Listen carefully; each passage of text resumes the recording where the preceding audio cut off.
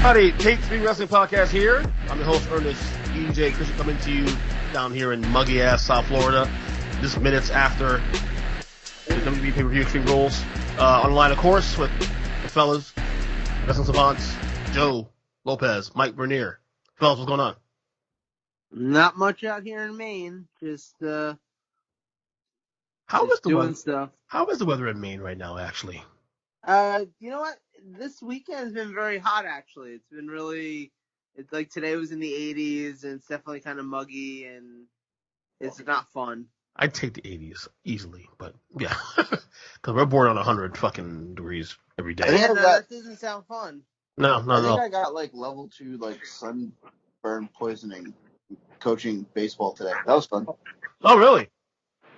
I'm gonna sweat that shit off, man. Damn. Yeah, I didn't go outside much. I didn't go outside really, other than walking the dogs. I just decided, you know what? I'm not trying to melt today. So, anyway, we're just minutes from the conclusion of Extreme Rules on WWE Network, the July Extravaganza pay-per-view. So should we just dive right into it and just go by match, give grades and stuff? How you want to do this, guys? Sure. Who gives a shit? Okay. I was shocked by this, actually, because I turned on the show about 15 minutes prior to the start of the pay-per-view, and I see Kevin Owens and Murphy, doing a kickoff show. Are these guys like borderline main event material? At least Kevin Owens is borderline main event material. Anyway, Kevin Owens defeats Murphy on a kickoff show. Fellas, I caught the very end of the match. I thought it was not a bad ending, of course. If I'm not mistaken, this is Kevin Owens' second match since being gone for a while. I haven't seen much of Kevin Owens in the last couple months. I'm assuming he hasn't been on Raw in a while. Well, I know he took some time, because his wife's father tested positive, and he wasn't very happy with some of the stuff that WWE was doing. So I know he took a bunch of time off, and then now we're back at the. He's back because he got Vince to listen to him, and. Well, basically another Kevin Owens, sort of Seth Rollins. I mean, I think they got to move on for the Owens-Rollins thing, honestly. Now it's been too long now. Murphy pretty much is by proxy of Rollins, but of course, but not a bad ending. I saw the last 5 minutes of the match. I thought it was pretty good. Joe, did you catch the ending of the match too, or would you? Yeah, I caught a little bit of the match. I thought it looked pretty decent too. Yeah, I'm with you. Like, I've missed Kevin Owens. I'm glad to see him back, and I'd like to see him maybe not on the pre-show, but, you take what you can get, I guess. Yeah, I'm surprised I'm surprised they did that, but whatever, it is what it is.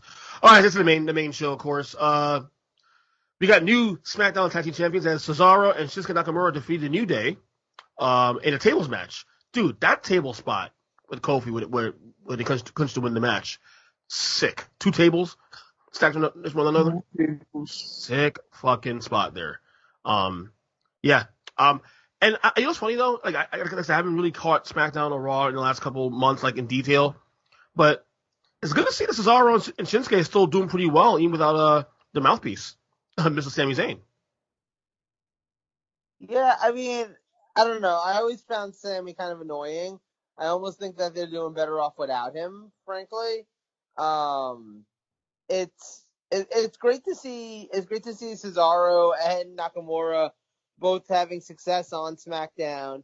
It's a little, I don't know, it feels a little, and that it's not single success, but it's still good to see them doing something, and hopefully this means maybe something new for the New Day, because, I mean, you can only be SmackDown Tag Team Champions for like the, 800th time? 8, well, yeah, close. You round down to 8, yeah. Yeah.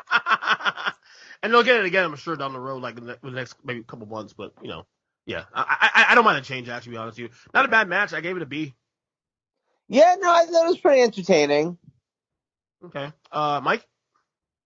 Yeah, I'll go with a B. It was good. It was a good opening contest. Both teams really worked their butts off. The table spot got it from being a B- to a solid B.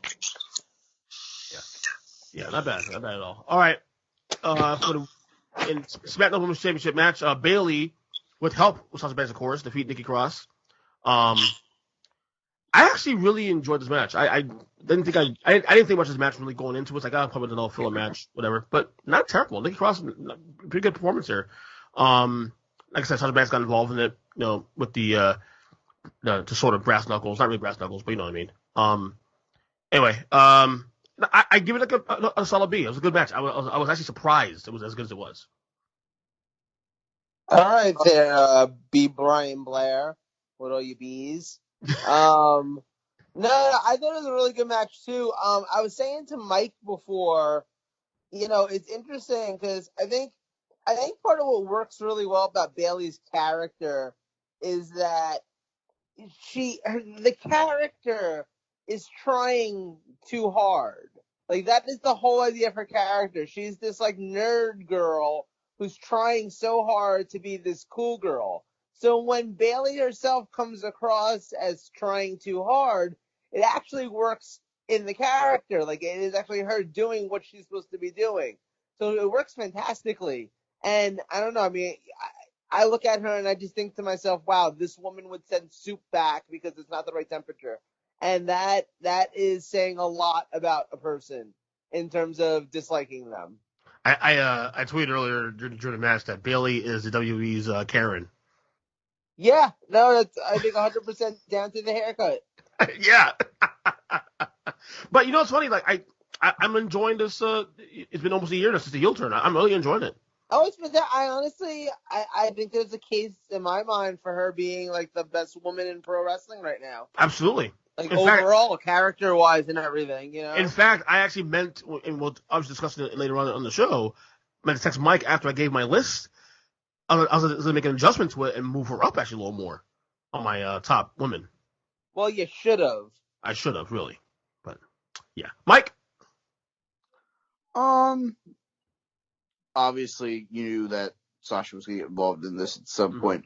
I enjoyed the three women trying to pump up Nikki before she came out of the curtain. I will tell you this: Joe Lopez got me hysterically fucking laughing so hard I almost cried. We're sitting there talking about it, and I'm just gonna read. He goes, "Hi, Kyrie, LOL." I go, I guess she's still there. I go, laughing my ass off. Oh, hello, Kyrie-san. So Joe Lopez sends me the gif of Cartman from South Park. Oh, hello, Pri. Ping pong ching chong. I was not ready for that, and I was in fucking tears. Laughing my ass off. Because I was not expecting that from you. That's Joe being random, of course. You're welcome. Well, Kyrie's still there. I thought that she went home and had a baby or two. There has been clarity about the situation, though. She's going to be there through August and then go back to Japan. She'll still be a WWE employee, but working in Japan. Where there's no work to be had? That's what the dirt sheets are saying, is that she'll still be an employee, but working in Japan. Is she going to be the newest member of Los Increíbles de Japón? Yes. Excellent. I like it. Maybe what's happening is WWE is finally being like, yo, time to like implode the UK brand, and they're going to start NXT Japan and just move over, anyone who hasn't done anything wrong on the NXT UK roster. So like all three guys who didn't rape anybody. All right. That's right, yeah. Anyway. Hold on, before we go any further, wasn't there another match that was supposed to be on the pre-show before Owens and Murphy? It's not on the website here, unfortunately, so I'm reading stuff on Twitter that said that Natty was supposed to have a match. So it didn't happen, really, pretty much what you're saying. Well, no, what they're saying is we didn't get Jeff Hardy and Sheamus. That got moved to Friday Night SmackDown. Right. Natty was supposed to wrestle and the Apollo match. So they're trying to figure out, like, if all of them tested positive or if... Ooh. Tell you what, we'll probably get more clarity tomorrow. Definitely. No, we won't, because why wouldn't WWE just be like, yeah, he fucking failed the test? It's a physical, and it's from an injury a month ago from Bobby Lashley. Like, okay. Really? Come on, guys. We're in a fucking pandemic. If he tested fucking positive, just say he tested positive. Right. Well, Apollo Crews cannot go compete tonight because of a bulging disc. So MVP Yeah, is now, something else was bulging. MVP is now declaring himself the new U.S. champion, United States champion, because of Paul Cruz's absence. I actually thought he was going to get that belt to Bobby Lashley at first, but am I the only one that was waiting for Teddy Long to come out and try to set up a tag match? God, What, I like tag matches. Yeah, is he still employed by the company? No. Okay. All right. MVP is new U.S. champion, supposedly, quote unquote. Yeah, and I'm the new European champion. I mean, okay, wait, but to be fair, isn't this how Moose ended up being the TNA champion? So Moose. All right. This fucking match really threw me off for a loop. Great match, actually, but the stipulation was stupid as hell. An eye for an eye match. And by the way, there's Thunder. Are you getting Thunder also in your area, Mike? Yeah, there's something going on out there. I don't know. I ain't getting. Anyway, eye for an eye match between Seth Rollins and Rey Mysterio. Seth Rollins wins. Didn't reveal whether or not he actually got the eye out. But basically Rey Mysterio went to a medical center due to injury. And then Seth Rollins throws up.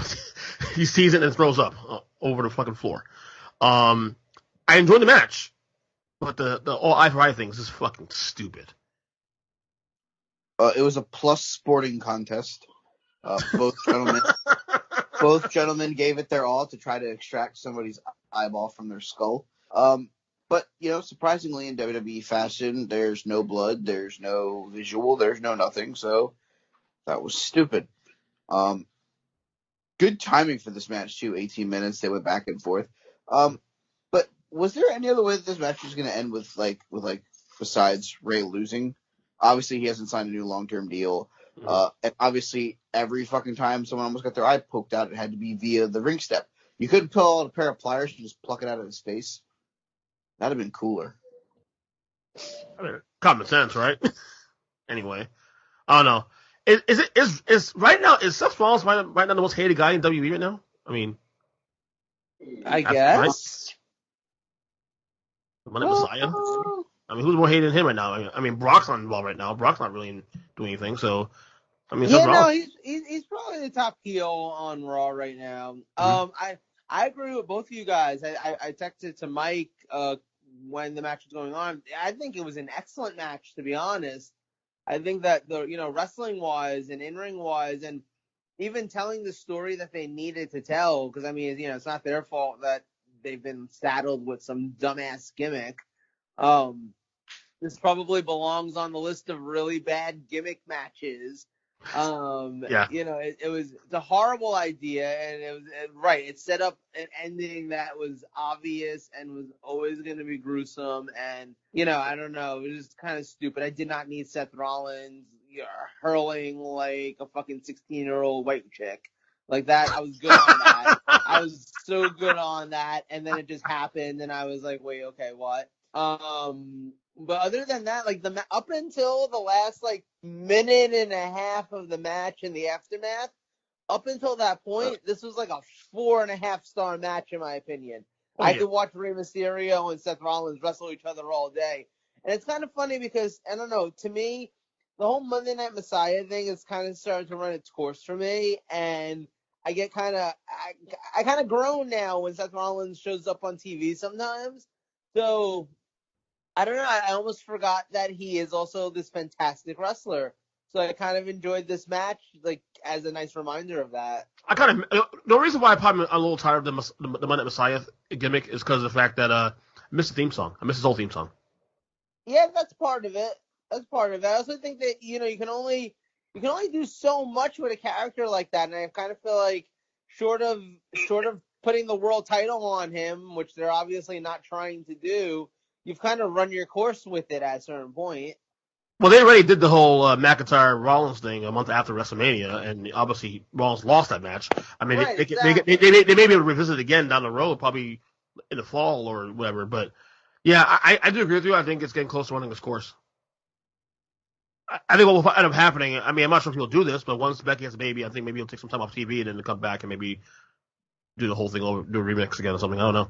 I know that would make sense. I mean, honestly, the way they ended it tonight, the way he was like sort of horrified at what he had done. I mean, you can I mean, definitely take that in that direction. yeah, absolutely. You can actually modify it now if you wanted to. But yeah, exactly. I do agree. He's running a scores. Mike, do you want to add on this one? No, I'm good. Okay. All right. The Raw's Women's title match ends in controversy. We have a new Raw's Women's champion, I think. Sasha Banks pinned Asuka, although the referee didn't pin her. It was Bayley who stole the referee's shirt and then made the pin, of course. Obviously, the match was actually not as good as I thought it was going to be. Like, I coming into this show, I thought that this was the match I was looking forward to watching the most, and it was still decent, but B- maybe. But the ending made no sense. So look, That's at all. Look, all I'm saying is there was this one time I was in Taco Bell and there was a really long line and the staff there kind of low key sucked. So I went in the back and I punched one of them in the face and then I took their shirt and I was like, "Yo, essay, I'm a Taco Bell employee now," and they still wouldn't let me take my churritos. So that's why this ending made no sense because Bailey can't do that. But also low key, I'm sort of hoping that on Friday night, like, Bailey breaks out paperwork showing how she's like a licensed referee in the state of Florida. And so it turns out that this is totally on the up and up. But I don't think that's what's going to happen. I think this was just kind of stupid. It'd be such a Karen thing to do also, too. Yeah. But the thing is, like, this match, like, I don't know, like, it was an interesting roller coaster for me because I'd say about the first like 5 or 6 minutes of it, I was kind of bored, which has surprised me. And then it got really, really good, and then it had the shittiest ending.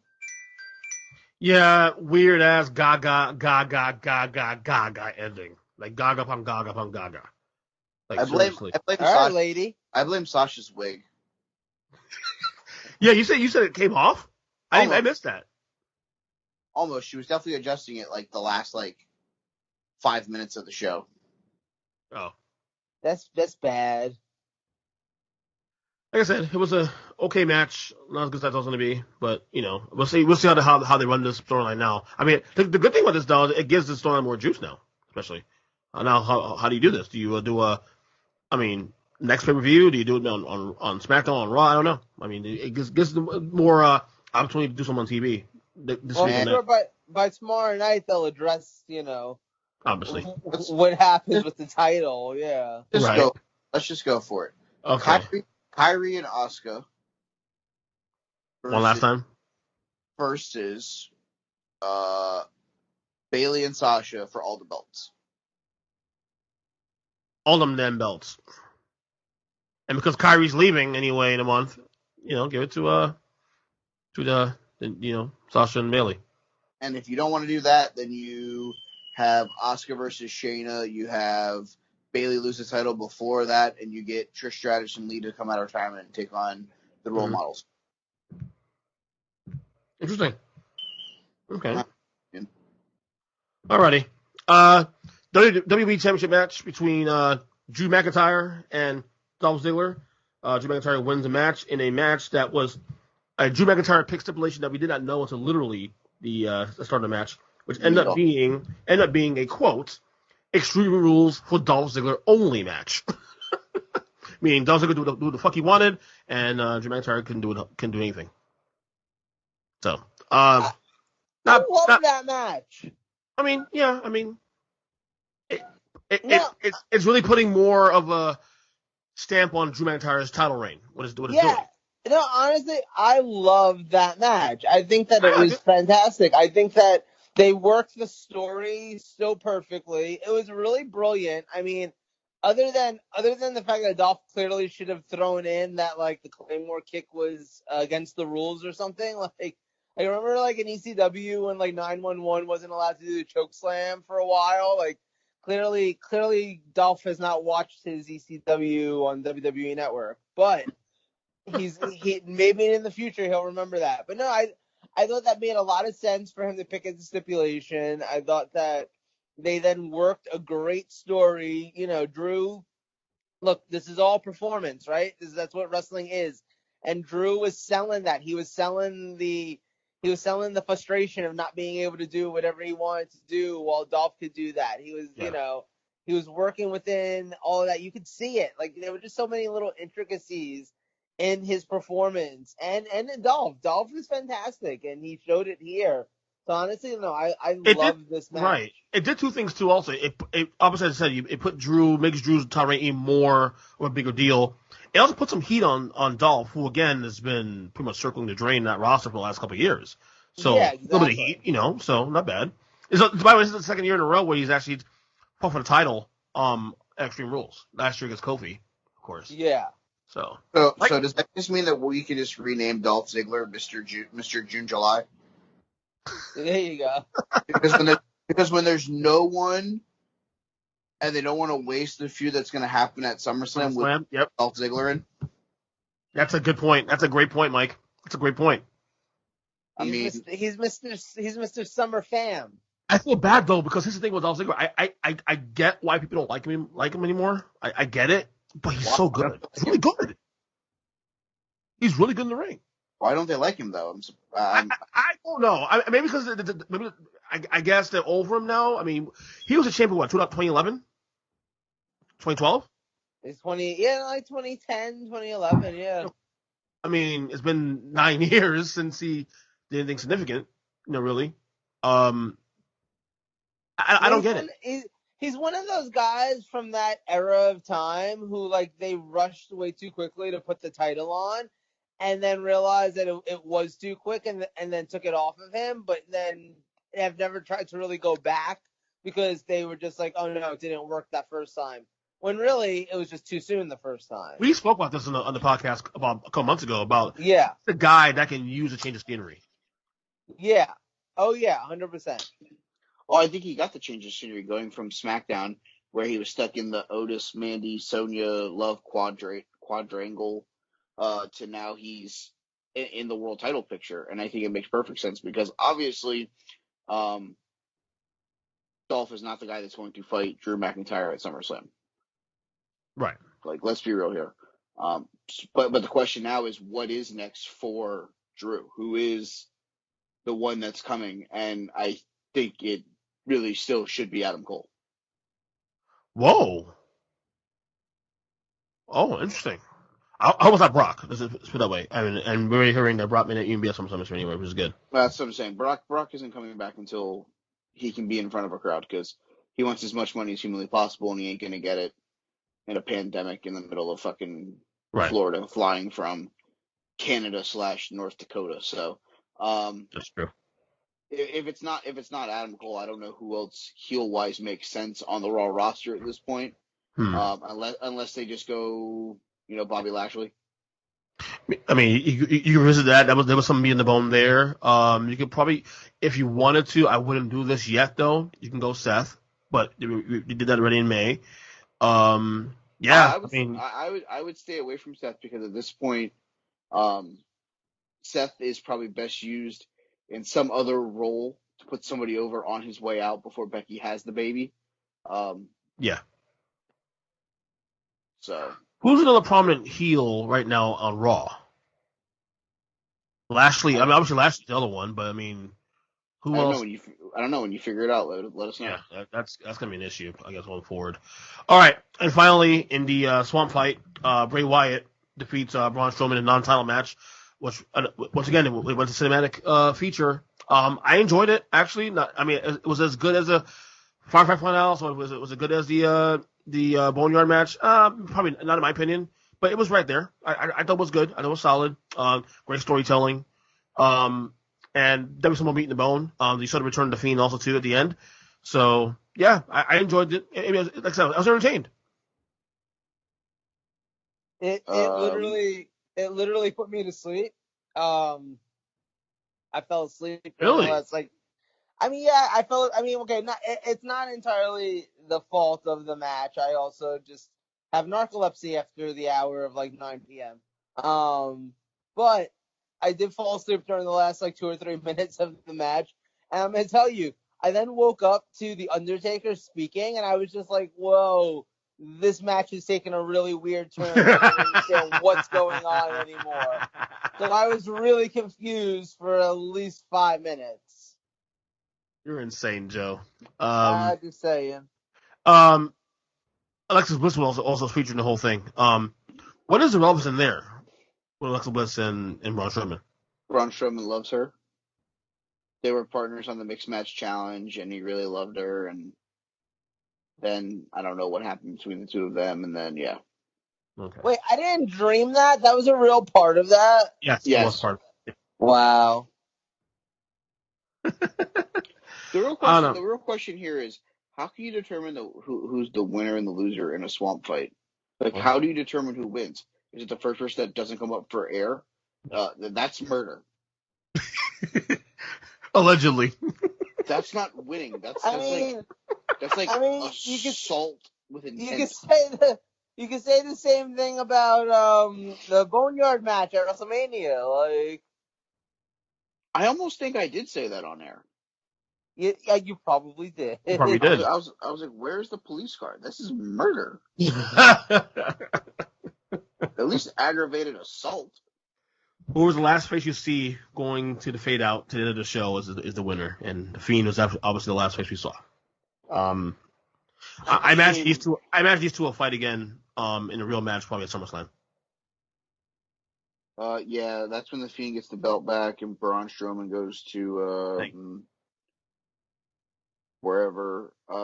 Honestly, can we just, before we move on to the next topic, I know we've ran long on this. What the hell happened to Otis?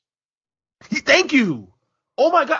I was on a text guys earlier. It's like he's still the money in the bank, right? I was just thinking the same thing. Like, I get, yeah, it doesn't make sense or whatever, but like he can't, randomly show up where they're at in the swamp and be like, oh yeah. So okay, run for his life. I'm gonna say 2 things on the Otis topic. Okay. Okay. Number 1, Mike, you and I recently just watched, what was it, 2010 or 2011, whichever year it was that Bryan won the Money in the Bank and then like literally disappeared for the next 5 months until he came back and cashed in the Money in the Bank. Yes. So unfortunately, this isn't exactly something that's never happened before in WWE, so I'm not entirely surprised, and I don't think it means that Otis isn't going to get whatever push he seemed ready to get, because they've done it before. It's weird. It's that weird booking where like someone wins the Royal Rumble and then like doesn't do anything for 3 months until it's time for them to win the world title. It's really strange, and they've done it before, and I don't get it. The other thing I'm going to say is, though, personally, I kind of just want to see Otis like put down the Money in the Bank briefcase so that he could like eat some meat, and like, I don't know, like fucking Sheamus walks over and steals it, and like that he gets to cash in the thing, because I really just don't need to see Otis as the world champion. I really just don't. Why is that? Sorry, Vince McMahon, it's too far. Why you put on Otis? Because he's not the world champion. He's not championship material. Okay. No, he's not. I'm gonna tell Otis that one day. He's not championship material, and we're on month number 4 of Braun Strowman. Yeah, and I'm sorry, I'm not really feeling the whole Braun Strowman championship thing. Sorry, not feeling it. Oh no, I mean I'm not either. And the funny thing is, SmackDown is, in my mind, the superior show at this point, and has some of the best wrestling on a weekly basis, and that's including, going up against NXT and AEW. Like, honestly, SmackDown lately, this past week had a great Matt Riddle and AJ Styles match. There you go, and that's why those you mentioned the 2 names, for example, they're making it rain there. Right. Their roster right now is sick, and you're getting some great wrestling on SmackDown, and yet at the same time, it's also the show where Braun Strowman is the champion. So I don't know. It's kind of a weird like dichotomy going on that show. We'll talk real quick. We're talking about like heels Now, I obviously that we did a draft last year, but with the situation going on with the pandemic, obviously you can cross shows now. I mean, they're doing that. Is it possible that maybe AJ Styles can compete against Drew McIntyre? Maybe that's another guy you can look at. No. No. Yeah, I don't see it happening. No, he left Raw. He's not going back to Raw. But aren't they crossing shows now again because of the situation? He left Raw. He's not going back to Raw. And at the end of the day, he's also the Intercontinental Champion. Right.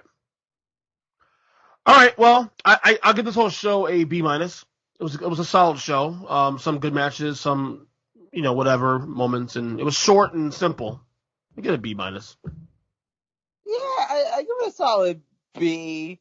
I think it was a really fun show, actually. I really enjoyed watching it. I think it was a lot better than a lot of the other recent pay-per-views that they've done. Yeah. So I'll give them a ton of credit for that. And the only thing I wish that some of the matches have better endings. Oh, of course. And of course, and if he dropped the dumb stipulation on the Rollins Mysterio match, I'll give it a B. But yeah, well, I'm going to punish it a little bit. Mike? Yeah, I'll go with a B because at the end of the day, it felt like an In Your House pay-per-view. Yeah. And one of the good In Your House pay-per-views, not Canadian Stampede. Oh, boy. Oh, boy. Yeah, yeah, guys, that show still sucks. Well, I don't know. We should do a vote one day on Twitter, see who likes that show. You don't want that vote. A lot of people like that. A lot of people love that pay-per-view. Yeah, they do, and there'll be a lot of people that will be blocking me on social media afterwards when I tell them all that they're fucking retarded. Okay, hey, you love her opinion. Nothing wrong with that. But anyway, okay. So this topic next here will be Joe Lopez's topic. Joe, take it away, because I'm gonna step away for a little bit. Well, listen to you guys talk a little bit, I guess. Well, actually, don't step away. Don't step away. No, I'm listening. I have players on. Moose. Okay. What we're going to be talking about right now is, WWE's horror show wasn't the only pay-per-view this weekend. Impact Wrestling, also, I was about to say decided, that's not the right phrasing, but also had a big pay-per-view this weekend. They had their annual Slammiversary event, and I personally decided, why not check it out? I haven't watched much Impact Wrestling recently. I've caught like an episode here or there, but I haven't seen anything. If anything they've done without audiences or whatever, I've not watched. And the funny thing is, like, even looking at the card, I was kind of like, okay, like this. I don't really know half these people, but like, you know what? There was a lot of rumors about potential debuts. Carl Anderson and Luke Gallows had announced at midnight the night before the show that they had signed with Impact and they would definitely be at the show. There were rumors of other people maybe showing up because all of those people that got released from WWE not too long ago, their 90-day clauses expired pretty much, I think, at like midnight on Saturday or something like that. So there was a lot of room for a lot of people to show up and for it to be a lot of fun. And I figured, you know what? I'll check it out. I'll order it on Fight. So I did that. And now in Earnest, actually, this is part of the conversation that I would love to have with you before we get into the results and stuff. Okay. I shared, obviously, I'll just tell everyone, let's just be honest, right? So, in addition to ordering it myself, obviously, I was like, hey, Mike, if you want to watch it, like, here's my login info, yada, yada. And I offered you the same thing. And so here's my question, because I feel like you represent a certain group of wrestling fans who, like, you had your opportunity to watch a free, for free, basically, Impact Wrestling, one of their biggest shows of the year, and you didn't take me up on that, and I'm sort of curious as to why. Well, it was for me more than anything else, the fact that I was behind on my weekly stuff on AEW. Normally I push AEW on Thursdays. Didn't get to it until yesterday. I had to work yesterday, number one, and then I had NXT to watch, and then you kept telling me to watch SmackDown. Also on top of that, I was like, well, fuck. So I had all this shit piled up I had to watch, and I honestly forgot about it, to be honest with you. And by the time Showtime came out, I was like, oh fuck, well, whatever. I think what's interesting is, this is what I say, is like, I feel like you represent a large group of wrestling fans, because I think that's the whole reason why a lot of people don't watch Impact, for exactly the same reasons that you just said. Because, like, It's look, too it's not much. right. Like it's not readily available on, was it Access TV? I Yes. know not Well, everyone, well, that also too, gets that channel, and that's but another I reason. also, Well, Joe, real yeah, quick, that's another reason why also too. When you sent me the thing at work, I was on the way to work, and you told me the access to it. I realized I didn't get access. I would look for the app on Roku. There's no access app out there to get, so there's no way to yeah. watch it. Yeah, no, Fight I TV. think they upload their shows on YouTube or something like that also, or Twitch, or Right. they're on Yeah, but something. but There's definitely a way to fight find them. the pay-per-view itself was on Fight. It wasn't on Access. Okay. Right, and Ryan, like I said, I find it interesting, because I do think that, again, like for someone like Burn, like Mike and I, where we were just like I haven't watched Impact in forever, but I was kind of like, you know what, I'm gonna make time. Like, I actually didn't finish watching this week's AEW show, There you and go. I could have spent the time doing that, but in my mind I was like, you know what, I haven't watched Impact in a while, and Let me say this quick this though. is their big show. Let me check this out. You know Right. what I mean? Let me say real quick though. Had there not been a WWE pay per view this weekend, I would have watched it because then I would have felt the need to watch Raw and SmackDown this week. But because I haven't watched Raw and SmackDown in completion in months, and there's a pay per view right now lingering and within hours, and you know what the hell's going on, I had to make it a priority to watch that. Yeah. No, I think it's just interesting to me. Like I said, because I'm sure, like I said, I think you represent like a large group of a wrestling fan base that would have made the same decision. You It's know? too much. It's too much wrestling. And in fact, it's so much. I want to watch AEW Dark every week. I just don't because there's so much wrestling that something falls in the cracks. Even Yeah. my favorite, even my fucking, AEW, my favorite promotion. I can't watch all their stuff either because I got other things to watch also too. I love NXT also too. I want to see Keith Lee's first title defense. You know what I mean? So there's so much Yeah. going on. All right. So, I'm glad you answered that. I thought that would be an interesting place to start and get you in on this conversation a little Yeah. bit. You know what I mean? Okay. Yeah. So Mike, I'm sure you have the results called up, because I don't. Hell yeah. All right. Let's go through them match by Always match. prepared, Mike. Hell yeah. Opening contest, 14 minutes, 17 seconds. The returning former Impact Wrestling Tag Team Champions, Alex Shelley, Chris Sabin, the Motor City Machine Guns. They answered the open challenge of the Rascals, Zachary Wentz, and Desmond Xavier. For those of you that watch NXT, Alex Shelley was on NXT back in January with Kushida. Kushida, yeah. So now Alex Shelley has been in NXT and now back in Impact Wrestling. I love the Motor City Machine Guns. I'll always love the Motor City Machine Guns, and anytime I can watch them wrestle, I'm in. And they looked fucking good too. They haven't missed a beat.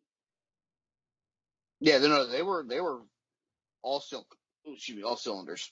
Yeah, no, that was a great match. I actually really, really enjoyed that match. I honestly loved how they set up a lot of the story so that the Motion City, yeah, the Motion City soundtrack, yeah, great band. Hell yeah, boy. The Motor City Machine Guns, the Say That 5 times fast, came across as like the veterans in the match, and we're kind of one step ahead of these younger guys. Like I thought that was a really well done story, and it came across really well. Yeah, I agree. I think the match really worked really well.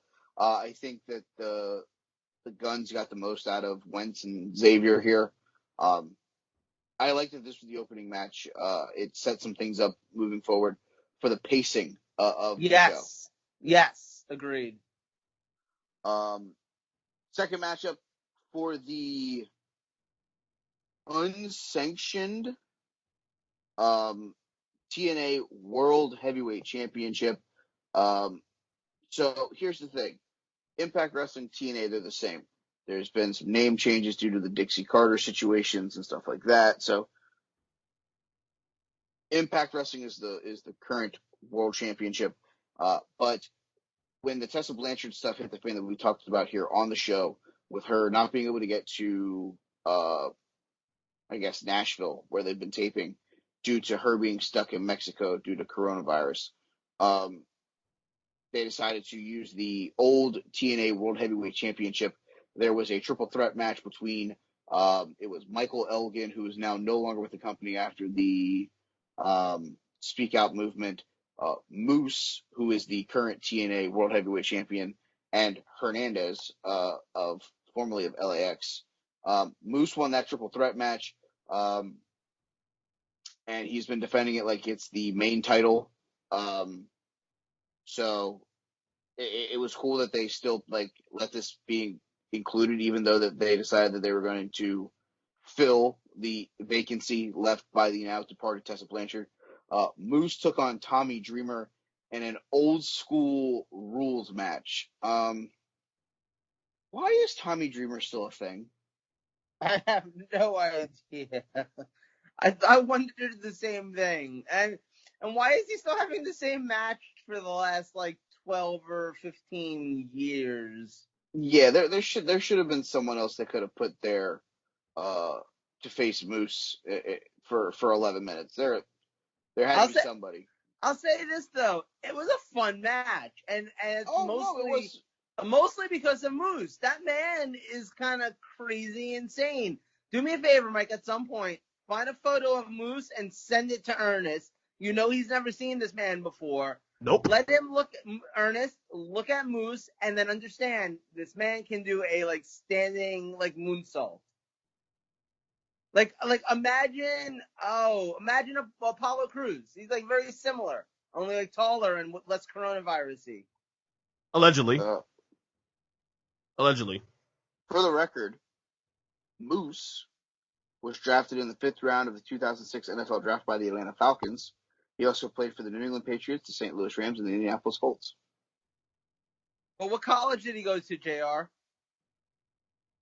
He went to... That's good, JR. Let's see. Now I'm bored.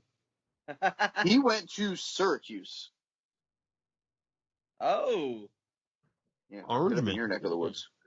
Okay, hold on. Let me save this photo.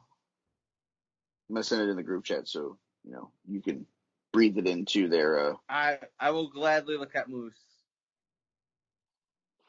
You said Moose. So wait, what's the plural of Moose? Is it Meese? Mooses. Mooses? Okay, what was the next match? Next match was the Gauntlet for the Gold elimination match for the number one contender of the Impact's Knockout Championship. AKA AEW's wet dream of a women's division match because they wish they could sign this entire match. Correct. I agree. We'll run through the competitors real quick, and then we'll talk about what happened at the end. Alicia Edwards, Jessica Havoc, who Impact Wrestling should have signed. Johnny Bravo, the best friend of Taya Valkyrie, who entered dressed as Taya at the number 3 position, and as Rosemary, who is Taya's really weird best friend. You'd have to understand the Taya Rosemary thing. If you watch Impact, you get it. If not, it's kind of hard to describe. The two of them were in a blood feud, and then now they're like weird friends. They help each other, but they still hate each other. It's weird. So they're Katie frenemies. Forbes, Katie Forbes, who is the girlfriend of Rob Van Dam. She's from Twerktown. Yes, she is. There's a whole lot of ass being shaken in that match. Kiera Hogan, the knockoff dollar store brand version of Sasha Banks, according to Joe Lopez. Yes. Kimberly Nevea, the former 5-time Impact Wrestling Women's Champion, Knockout Champion Madison Rayne. Rosemary, Susie, and Tasha Steeles. The final two was Taya Valkyrie. She was defeated by the person who should be the best wrestling woman in AEW right now, and that is Smiley Kylie. Kylie Ray is the winner of the Gauntlet for the Gold match. 19 minutes, 20 seconds. This one started 2 minutes between Kylie Ray and Tasha Steeles. Every minute somebody else came out until we were down to the final two. Eliminations started by going over the top rope. Once they got to the final two, they had a wrestling match to determine who would be the number one contender. Kylie gets the win. She now is going to face the winner of Deonna Purrazzo and Jordan Grace, which we'll talk about here shortly. AEW, if they could, should take like 6 of these women, and their women's division would be immensely better. Yeah, seriously.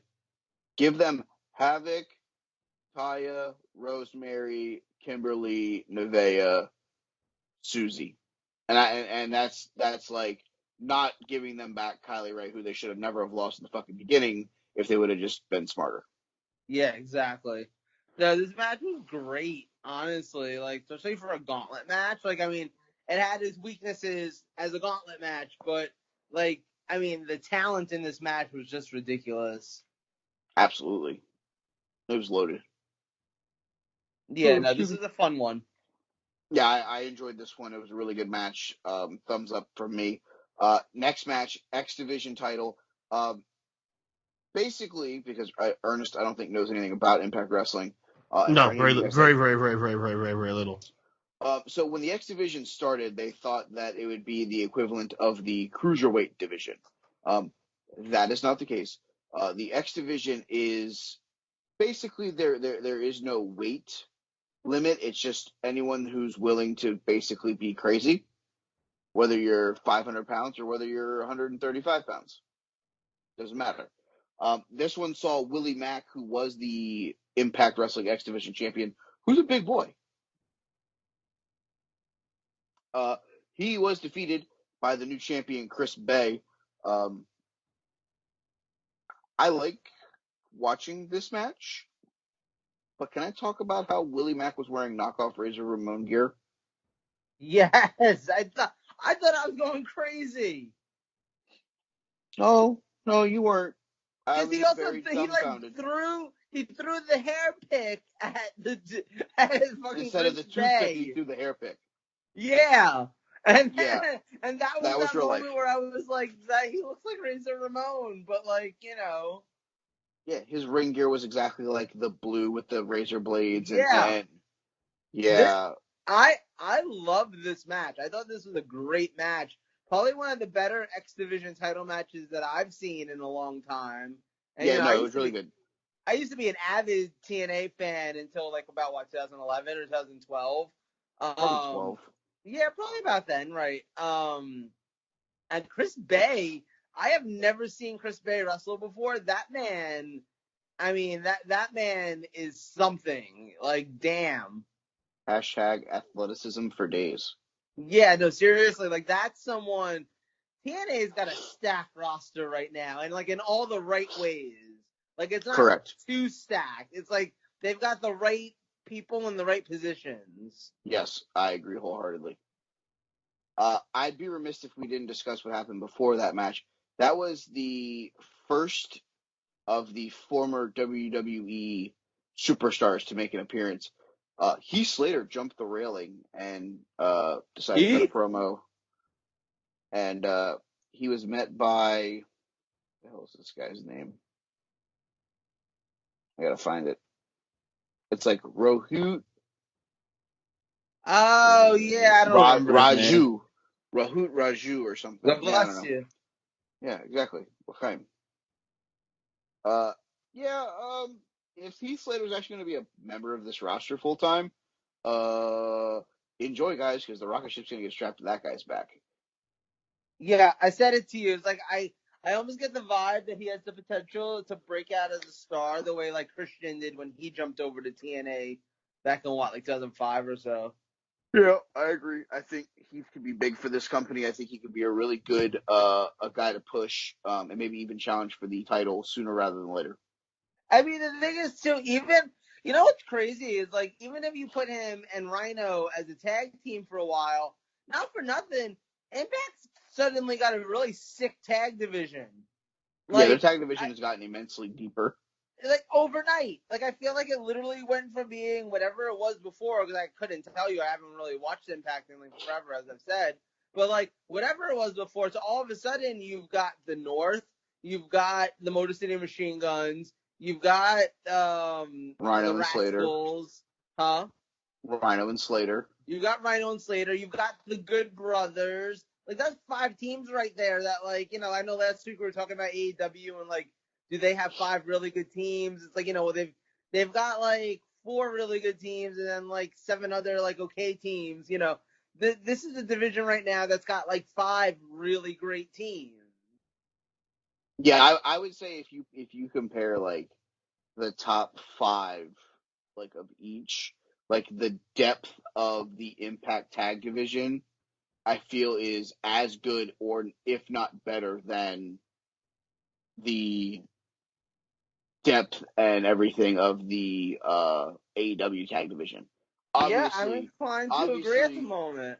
obviously, you have to say that Kenny and Paige are superior to any team that Impact has. Yes. Minus maybe the North, because they've been teaming together for so long. Right. But that's from a tag team thing. Just in-ring competitors, you'd probably put Kenny and Paige head and shoulders above anybody else. But the 2 through 4 or the 2 through 5 at AEW, I would probably put a bunch of teams off of this Impact division ahead of them. Yeah. So I would say that Impact probably has one of the better tag divisions in all of wrestling right now. Yeah. Speaking of the tag division, let's go there. Next match was a good segue by you, Joe. What do we got there? Ken Shamrock and Sami Callihan.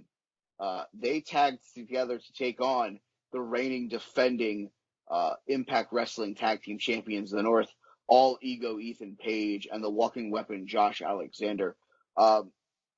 This match was surprisingly, like, sneaky good.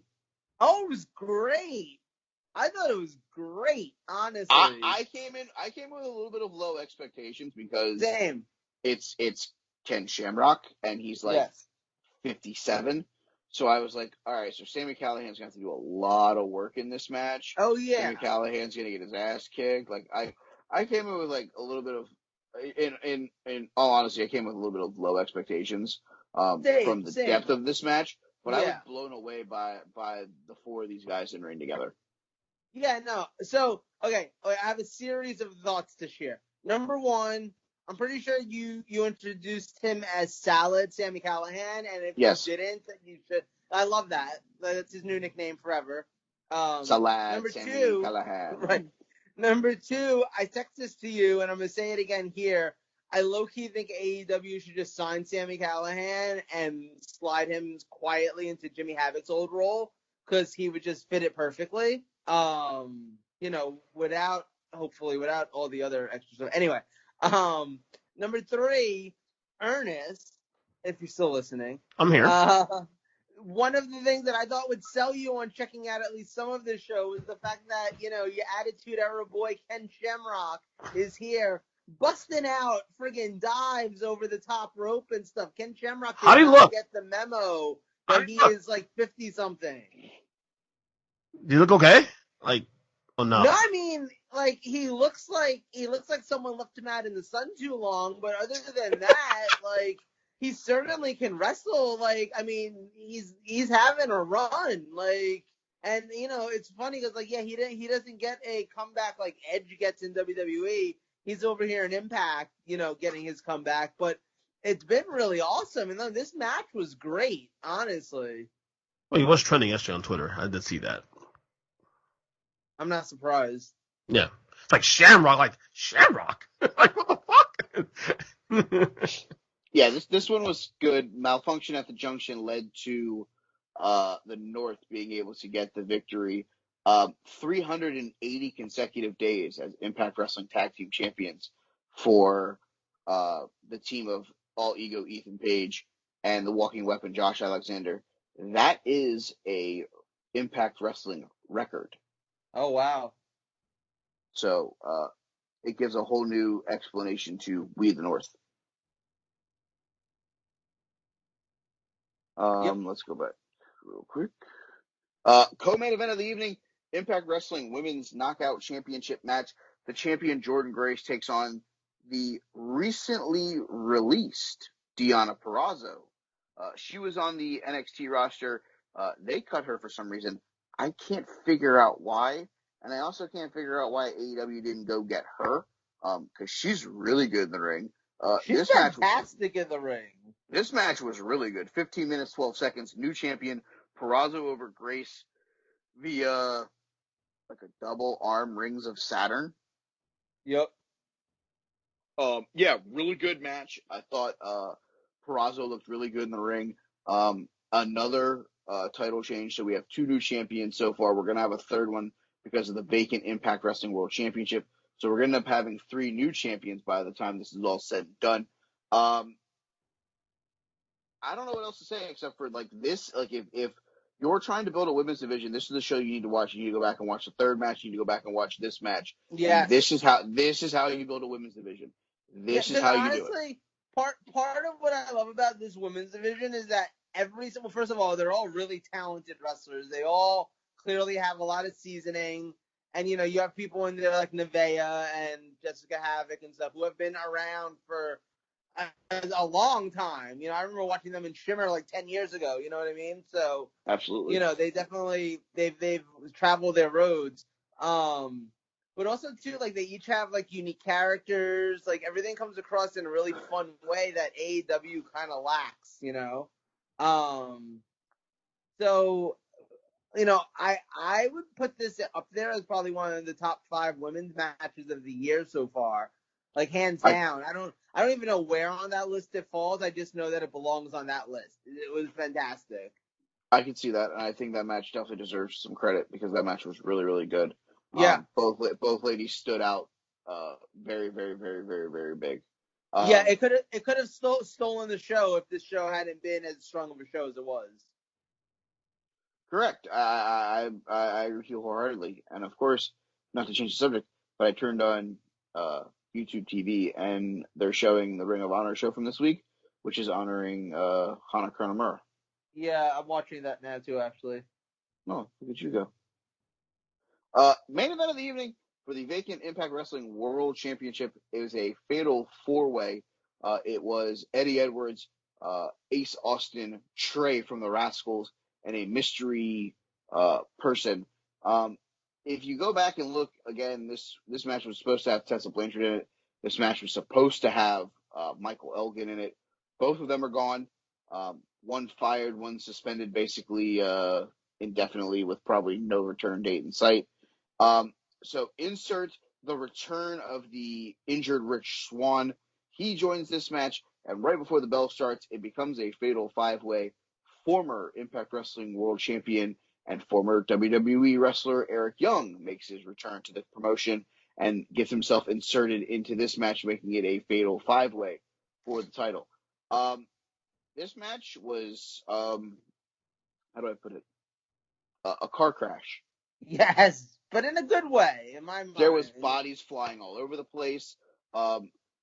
Earlier, because I had that on like whenever we started the show, I almost just yelled out, "Holy shit!" When Trey hit the sliding on his knees through the bottom rope Canadian Destroyer on Rich Swann. Yes. I thought that was the sickest like transition to that move I've seen in a while. And that's really including Ray Phoenix's like, I'm gonna jump off of Pentagon's back and like do it. Like that match was awesome. Trey Miguel gets eliminated first. Then Eric Young gets eliminated. Post elimination, he destroys the ankle of Rich Swann. Swann gets eliminated, leaving Ace Austin and Eddie Edwards. Eddie hits multiple Boston knee parties. He wins the title that he has held before. Eddie Edwards, the new Impact Wrestling World Champion. Post-match, Madman Fulton, the partner of Ace Austin, comes out, tries to get involved in the beatdown. They beat down Eddie. The music hits. Out comes Gallows and Anderson, the Good Brothers. Ace Austin thinks that they're part of his new team or whatever it is. Carl Anderson says, "Not so fast, my friend." Hits him with the gun stun. And they decide to party with Eddie Edwards. I don't know if they're going to be like a trio or not. I think it may have just been like a "we don't like you" Ace Austin kind of thing. So I don't know. I'm interested to see how it goes. I can get behind them as a trio, though. I absolutely could as well. I think it'd be awesome. It'd be something new for Eddie Edwards because Eddie Edwards used to be one of my favorite wrestlers, and I'm happy to see him as Impact Champion again. But like, he used something different. Like, let's get him back into some real wrestling tights at the very least. Yeah. I concur. But then, no, this match was great. There was so many great stories being told. There was so much young talent in there. It was great seeing Eric Young come back. That was really fun. And honestly, one of the themes about this show overall, and obviously I'm sure you're going to say what happened after the match in a second, but like, this show did a great job of building up interest in my mind, at least for me, to stick around and watch more Impact. Like, I know, like, this Tuesday night, I will be watching Impact. Like, there's no question in my mind. I mean, I don't know if I'll be home to definitely watch it live, but, like, I will watch that show this week. I will make time for it because, like, they did a good job of building and, like, getting me interested. Like, yeah, I want to see what happens with Eric Young and Rich Swann. I want to see, what the follow-up is with Anderson and Gallows. I want to see Motor City Machine Guns versus the North. Like, that's a tag title match that's happening this week on Impact. Like, I want that alone has me tuning in this Tuesday. Absolutely. Post-match, post-beatdown, Post Malone. we get the credits, and then we get I guess it's a video. I wouldn't really call it a video. I would call it more like a vignette. Yeah, like a backlot, and it is the return of one of the best Impact Wrestling World Champions of all time, Ethan Carter III, EC3. He will be back on Tuesday night. We'll see what his venture is back in Impact Wrestling. He's going to be someone that's going to go right in that title picture as well. Oh yeah, hell yeah. So I'm very interested to see what happens with EC3. Okay, is that all there? Yeah, I think that's it. All I'm saying is this show was fantastic. It was probably one of the better pay-per-views that I've seen this year. I think I would honestly even rate it above the last AEW pay-per-view. I would agree. Yeah, no, and honestly, in terms of quality, like, I would kind of put Impact above AEW right now in terms of overall, like, wrestling quality, and, like, their roster is, to me, a lot stronger. It's a lot more well-balanced than AEW's roster is. Like, I feel like one of the big problems that AEW has for me is that a lot of the roster feels same, and, like, and there's not a lot of variety there. I think Impact has a lot of variety, and it works in a really interesting way. I think Impact also has a lot more depth. Yes. It's not like, oh, here's Kenny, here's Paige, and then it's a big drop off to like Kip Sabian and those guys. I feel like the Impact roster is more like, oh, here's Eddie, Austin, Trey. One reason why I would love at some point to, when the time comes that Omega and Paige splits up and they get back to singles action, at least strengthens their singles roster. But it doesn't, because you're getting from those guys. Again, this isn't it strengthening because of the two of them. It's the depth. This is like there's no depth in the AEW singles division. Even with them. Me, like if you're comparing it to like football, like the AEW roster is like the New York Giants roster. So like you've got like some big stars up front, but one of them goes down, and then all of a sudden you've got like the guy that normally sells hot dogs playing, Whereas right. Impact's roster is kind of like what used to be like the Patriots, where like if Wes Welker went down, it didn't matter too much because you had like 4 other wide receivers who were just as talented that Tom Brady could throw to, but now he's taking his talents to Florida. So I do agree that there's definitely a disparity in talent from the top of the AEW roster to the bottom of the AEW roster. Oh yeah, honestly, look, I'll say it like this, and I know we're going off topic here slightly, but I guess we finished talking about Impact anyway, so we have like a minute or two. I did the little bit of Fight for the Fallen that I did see. I was on vacation this past week. My life is a vacation, whatever. Shut up. Anyway, I was away and I threw on part of the show, and a friend of mine who's not a wrestling fan at all. He's seen wrestling occasionally with me because we've been friends long enough, and if you're friends with Joe Lopez long enough, you've probably watched some wrestling. But he happened to sit down during the 6-man Jurassic Express against the Elite match, and he was he was on the same page I was, and it was funny because he was like, anytime that Jurassic Express was, in control of the match was only okay. And you can kind of watch them setting up spots, and you kind of see it going a little slower and stuff. Anytime Kenny Omega was clearly like in charge of leading the match, it was fantastic. And everything that Omega did, like my friend who, like I said, is not a wrestling fan, was just like, wow, this guy is really, really good. Because Kenny Omega is really, really good. Oh, he's amazing. And then, I like Jurassic Express, but you put Kenny Omega on one side of a pedestal, and then you put like Luchasaurus on the other. There's a clear drop in quality, and honestly, like in a way, it's almost part of the problem I feel like the AEW has is like they don't have enough guys to go against the guys who are really talented. Like you don't have enough people for Kenny Omega to wrestle to have 5-star matches. And I'm sorry, but he's great, but he's not bringing a 5-star match out of Marco Stunt. Right. Kenny Omega's amazing though. I mean, I remember I never saw him wrestle prior to AEW, and remember I was saying at first I thought it was a little corny. I mean, the whole thing, he was his whole gimmick, whatever. But his in-ring work is phenomenal. I'm used to it now. I mean, he's just fucking. This is the reason I get Mike's point about like, it doesn't help the roster by splitting up Omega and Page. But honestly, dude, I just miss Omega in solo action, honestly. Honestly, until you sit down and watch at least one of his matches against Okada from New Japan, you haven't actually seen Kenny Omega wrestle a singles match. Okay. You have not seen the Best Bout Machine. I'm sure. I'm sure his peak was before AEW. I'm sure. Alrighty. Anyway, so last topic of the night, Mikey, bring it home. All right. My topic this week was to determine that we are at the halfway point of the 2020 calendar year. I mean, it felt like it's been like 4 years, but whatever. It's been a weird year, huh? It really has been. You think?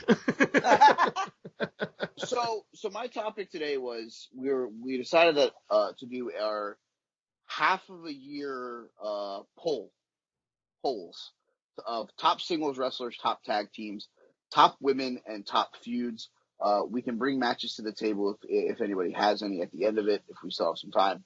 So what I did was I had all of us nominate 3 wrestlers, and then we ranked them 1 through 9. Nobody could nominate the same guy. So there was 9 single wrestlers, tag wrestlers, women's, and feuds. And we rated them, and then total points based off of where they ranked on each of ours is how we determined who won the award. So I'm going to go over the order, and then we'll talk about who had who where, and we'll try to figure out maybe why somebody put somebody somewhere over something else. We'll start with the feud of 2020 so far. The nominees, or we'll just go through it in order. The winner of the 2020 feud of the year so far is The Undertaker versus AJ Styles. It got 25 total points. Joe, where'd you have it? Joe had it as the second best feud. Ernest had it as the best feud. I had it as the second best feud for a total of 25 points. I can live with that. I'm happy with that. Number 2 was Randy Orton versus Edge. No surprise there, to be honest with you. That was a great feud. Joe and Ernest both had it as the number 3. I had it as the top feud of 2020 so far. I thought the Last Man Standing match was good. I think the greatest wrestling match of all time. If it didn't get hyped like that, I feel like the match would have not have been so critically acclaimed. If they would have just said that it was like Orton versus Edge, and like the first time they're having like a great singles match against each other in however long, like with no stipulations, like I don't know if I would have been like, man, this really isn't the greatest wrestling match of all time. So like, I feel like the title is what took away from that match more than anything else. Right. The next one that comes in third, it was the one that Joe said was the feud of the year so far in 2020. That was for the NXT Women's Championship. That was Charlotte Flair versus Rhea Ripley. I Really? love that Really? feud. Oh, I like it too. Yeah, number one. Joe had it. Right. Joe had it at number 1. Ernest had it at number, I believe, 4. Yeah. Or number 5. I had it at number 3. Rounding out the feuds, in 4th was Tegan Nox versus Dakota Kai with 17 total points. I gave that one a pretty great review because those two were beating the shit out of each other. Oh yeah. Yeah, for real. They've had some great matches, and it's still kind of going on too. Let me say on my end real quick. The feuds, honestly, was hard for me because all the feuds on this list here, I really enjoyed. Absolutely. You know, there was one nominated that I was like, really, guys? Whoever. Dexter Lumis versus Undisputed Era? Yeah, I hate that shit. Yeah, that was me. God damn it. Well, that wasn't me, to that. Well, I was trying to figure out one, and I couldn't think of another one, so I was just like, screw it, let's just go for, like, the odd one. I knew it wasn't going to win. I knew it was going to be in last place. I think I voted for it last place. Ernest put it, like, ahead of Braun Strowman and Bray Wyatt, and ahead of Bray Wyatt and John Cena. 7, I think, yeah. Okay, so Asuka versus Becky Lynch was number 5 with 15 total points. John Moxley, Chris Jericho followed with 14 points. Bray and Cena with 11, and then Braun and Bray and Lumis in the Undisputed Era both had 5 points in the voting. I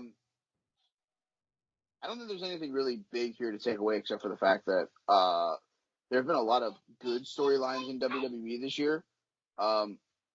There haven't been a ton of great storylines elsewhere, though, it feels like. No, I agree. There hasn't been a lot of anything elsewhere. Well, the atmosphere, too, also, I mean, affects that, too. A lot of these great feuds, honestly, had a chance to really simmer before the pandemic started. You know what I'm saying? Asuka, Becky was able to... Some of them. You know what I mean? Well, most of the good, like, even Edge and Orton before WrestleMania were able to have some of the feuds go through, you know, the crowds and whatnot. Not a ton. There wasn't a ton of them being able to get a ton of fan support before everything shut down. Well, the peak of that feud really to me was when the RKO'd his wife, Beth Phoenix. I mean, that was on the crowd. That actually was the last Raw before they went to indoors, went to the center. You're right. Yeah. What do you want to do? Women's, tag, or singles wrestler? Let's do tag.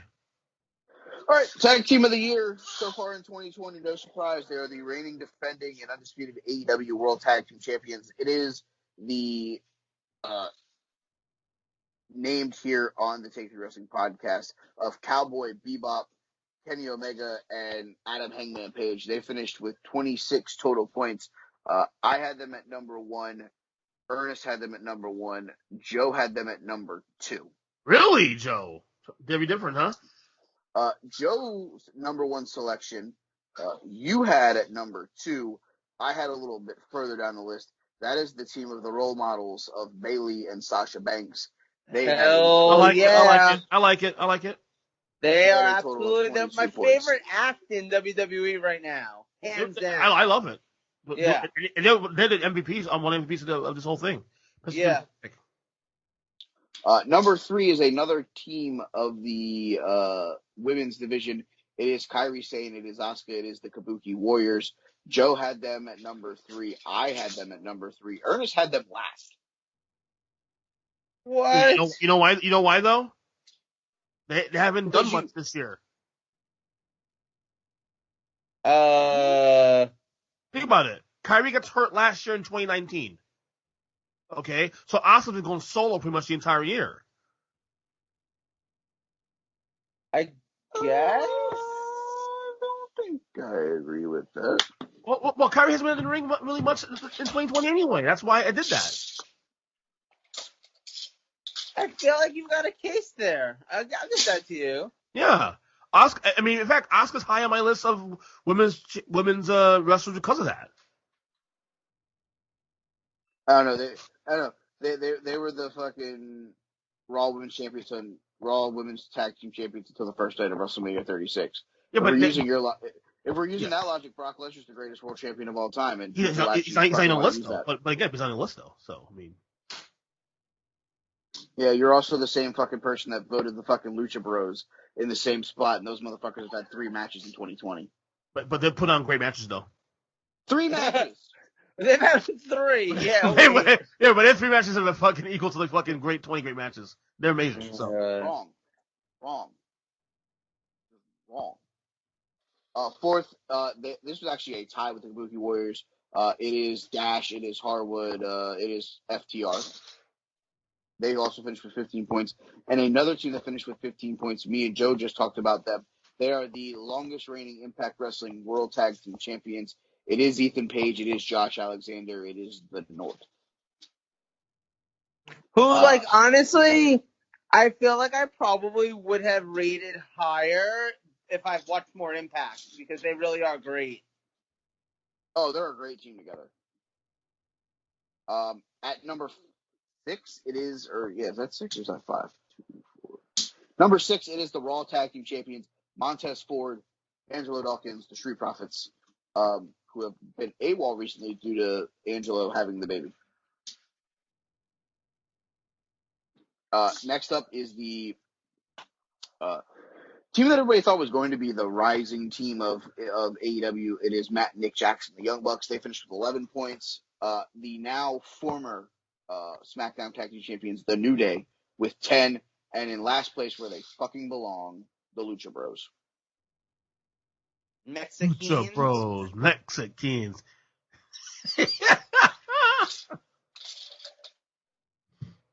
That's a hater, Mike. Good God. I mean, they're a great team that's been non-existent this year.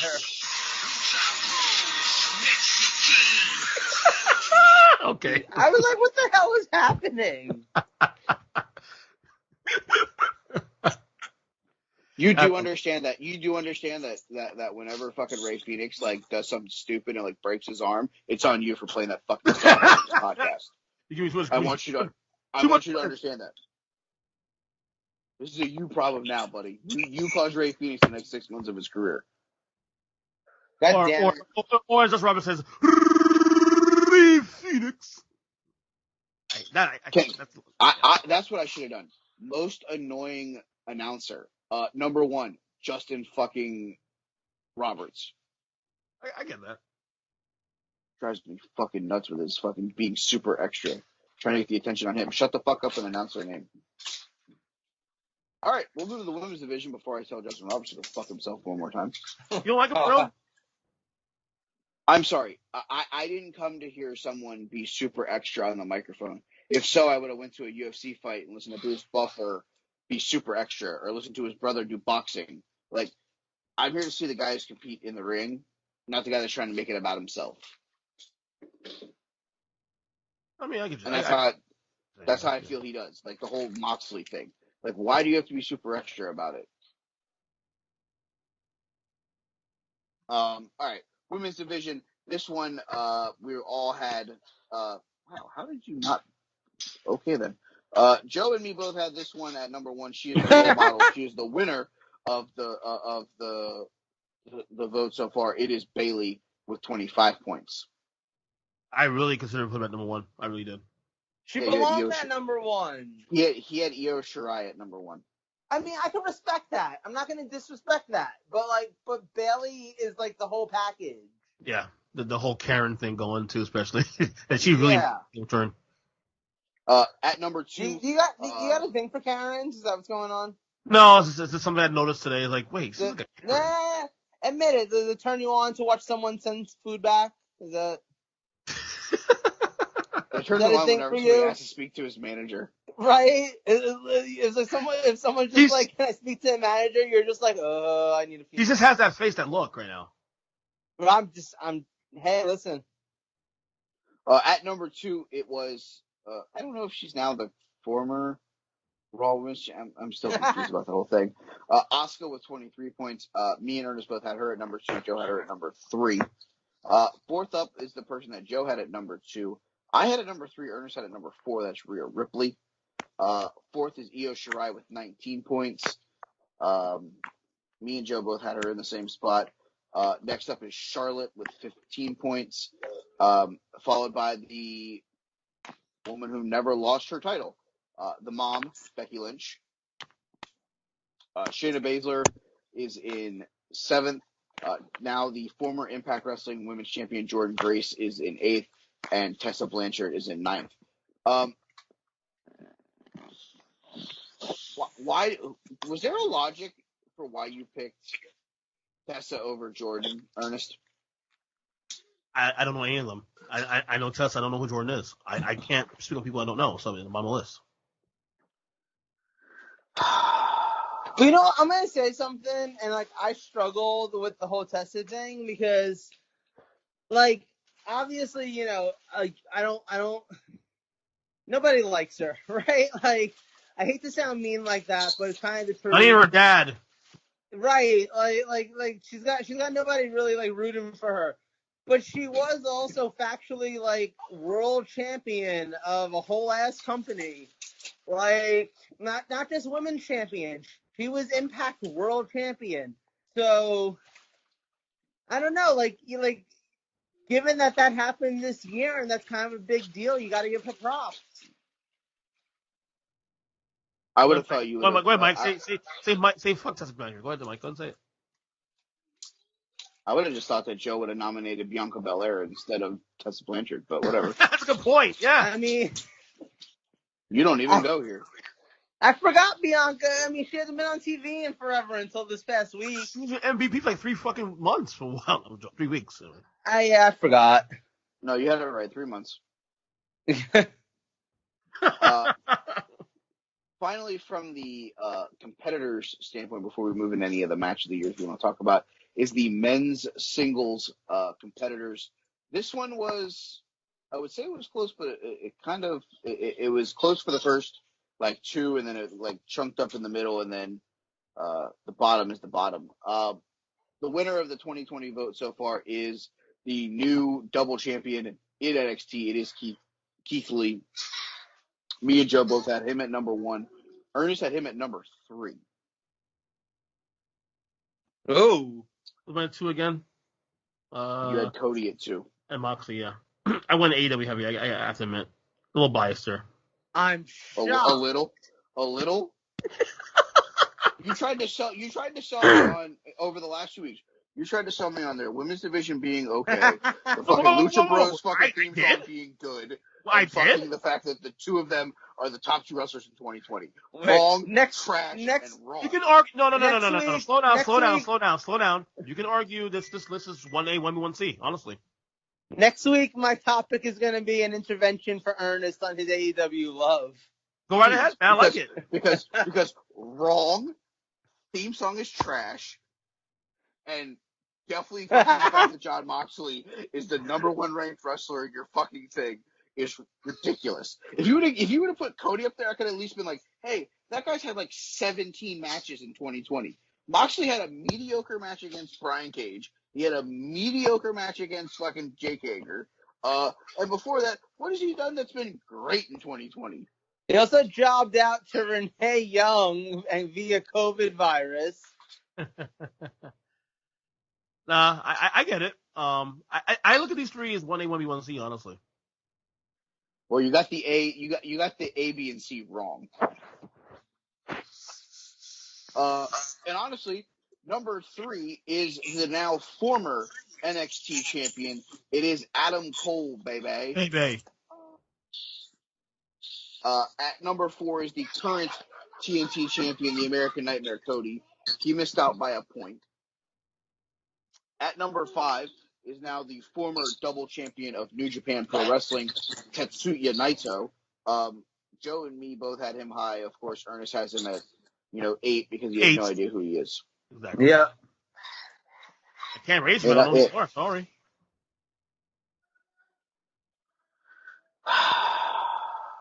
Deep breath, buddy. Okay. Don't lose your mind tonight. All right. At number 6 is AJ Styles with 13 points. At 7 is Orange Cassidy with 12 points. In 8th place is Evil, because everything is evil. And last place is the Monday Night Messiah, Seth Rollins. Not surprised, to be honest, he's that low. Not surprised, because I mean he's been on the downs. Well, that's a downswing, but he lost the title in October last year. He's on his heel turn. These guys on top of the list, though. I mean, obviously you guys are big on the other two, on Naito and Evil, obviously, but like Orange Cassidy, Adam Cole, they've been tremendous this year. So it makes sense Seth Rollins be number 9 on this whole list. That's what stands out to me. Yeah, I feel that. What stands out to me is it's not a bad thing. Anything New Japan that gets voted on is automatically not going to get a fair shake because Ernest does not watch New Japan. Yeah. Not yet, anyway. We'll see. I'll probably get into it. You're not going to watch New Japan. Don't even sit here and try to say that you are. Maybe one day. What, in 2047? Top 5.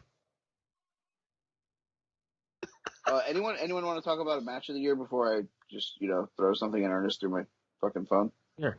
Right here. I want to do my MVP. I got my MVP for the week. Wait, what? No, I thought we were talking about. Was there any matches of the year that we wanted? To me, there's only one match that stands out to me. It's the obviously Cowboy Bebop and fucking Young Bucks on the Revolution. Nothing to stop that this year whatsoever. Oh, that was a fantastic match for sure. But there's been a lot of great matches this year as far as I'm concerned. I mean, I think that it's worth mentioning. Off the beaten path, but it's worth mentioning the Boneyard match and the Firefly Funhouse match from WrestleMania. And I love the 3-way ladder match on WrestleMania also. We talked about Slammiversary earlier. I mean, if you want to talk about matches from this past weekend, there's some great matches on there. NXT has had some great stuff, Johnny Gargano and not Adam Cole, but Johnny Gargano and Beller? And no, him and Ciampa, their last match, that was a work of art as far as I'm concerned. That was a masterpiece in a lot of ways. There's been a lot of great stuff in wrestling this year. I know it's felt like a very weird year because of everything going on, but the in-ring action has still been pretty high quality in a lot of the cases. The men's matches that great too. Also, matches that obviously I want to bring up. Night 1, Wrestle Kingdom, Hiromu Takahashi versus Will Ospreay. That was fantastic. That match was great. Obviously the Cowboy Bebop Young Bucks from Revolution. Can't not talk about that match. Let's see. There's a couple other ones that stood out to me. The Jon Moxley versus Minoru Suzuki match from New Beginnings. That match is always fun because anytime you can get a psychopath like Minoru Suzuki in the ring, it's a plus. Yes, absolutely. And then other than that, I mean, the only other thing that really stands out from a spectacle standpoint, I don't know if it's a great match, and I don't know if we'll ever see it again. And Jackson agrees. It is the Timothy Thatcher versus Matt Riddle fight pit match. like a month ago, right? Yeah, that one. That was a good match, actually. It was an interesting concept. It was just different. That was Riddle's last match with the NXT, wasn't it? Correct. Oh, and the Elimination Chamber tag match where Lince Dorado flew from the ceiling. You mean the John Morrison spot from 10 years ago? Correct, that one. That we didn't know until we rewatched that, and we were like, wait, what? And we were like, wait, he did that? That makes sense now. Yeah, so those are my matches of the year that I would like to talk about. Yay, me. All right. Before we go, MVPs of the week. Who's going first? I'll go first. Yeah, I'll go first. My pick is Bianca Belair for making her return this past week. Go Bianca, we love you. Mine is actually going to be Sunny Kiss from AEW. Match against Cody. Really good performance. See, okay. Wait. See, okay. Okay. That was a really good performance, and that was a really good match. And Sunny Kiss is a really talented wrestler. But watch that this goes nowhere now. Watch they do nothing with him, and that's it. And that is part of AEW's problem. Yeah, and I agree with you. I don't. Yeah, because I don't know if he fits in the whole mix with Moxley and all those guys. I don't know. But he could. That's the thing. Like, he's got the talent. I mean, look, this company has literally turned Orange Cassidy into, like, in my mind, a main event level player. Like, they can do it if they want to. They just seem to fail at it a whole lot. I'm loving this Cassidy Jericho feud though. I'm loving it. Hey, me too. Michael. All right, my MVP is going to be. Yeah, we'll go for it. The longest reigning tag team champions in Impact Wrestling history, Ethan Page and Josh Alexander of the North. I can respect that. I like that. Okay. I'll start trying to watch Impact going forward. No, you won't. I'll try. Watch it this Tuesday. I'm gonna try. I'm gonna try. I'm gonna try so you can get access to access. You have a better shot at Earnest, like, finding out what the lottery numbers are and playing it incorrectly than you do him actually watching Impact Wrestling on Tuesday. You're probably right. Yeah. You're probably right. I know I'm right. Mm-hmm. I am off Tuesdays though. We'll see what happens. Anyway. Yeah, you'll have something going on. Yeah. Probably another podcast. I don't know. We'll see. Anyway. Basketball's back in a week. There's no chance. You know what's funny? I'm not even looking forward to it. Oh, really? It's because you're living under a rock. No, because it's fucking. I mean, it's not the same. I mean, fucking the bubble, and it's gonna be a disaster, dude. I already said on my blog the other day, man, baseball has a better chance of completing the season than basketball does, because the nature of the sport. See, I disagree because baseball is not making people stay quarantined. Yeah. They're going home after games. If fucking someone's wife goes and gets groceries and gets exposed to something randomly, and then they get it, and then it transfers to the entire team, what are they gonna do? Tell the entire team, "Hey guys, you're done. Yep. You forfeit that game. You forfeit that game. You forfeit that game. You forfeit that game. You're gonna forfeit 2 weeks worth of games." I'm certainly excited. I'm excited baseball's back. I'm sure you're excited about it. Somewhat. Oh, I'm excited about it, but I think doing the bubble and putting them in central locations is smarter than letting people go home and just do whatever the fuck they want. Agreed. But that's a topic for another podcast. That is yes, not right. This, so yeah. All right. We'll be back next week. Joe, go to bed. Mike, yeah. I'm out, guys. Next week. Can't wait. Yeah. Bye. Bye. Bye.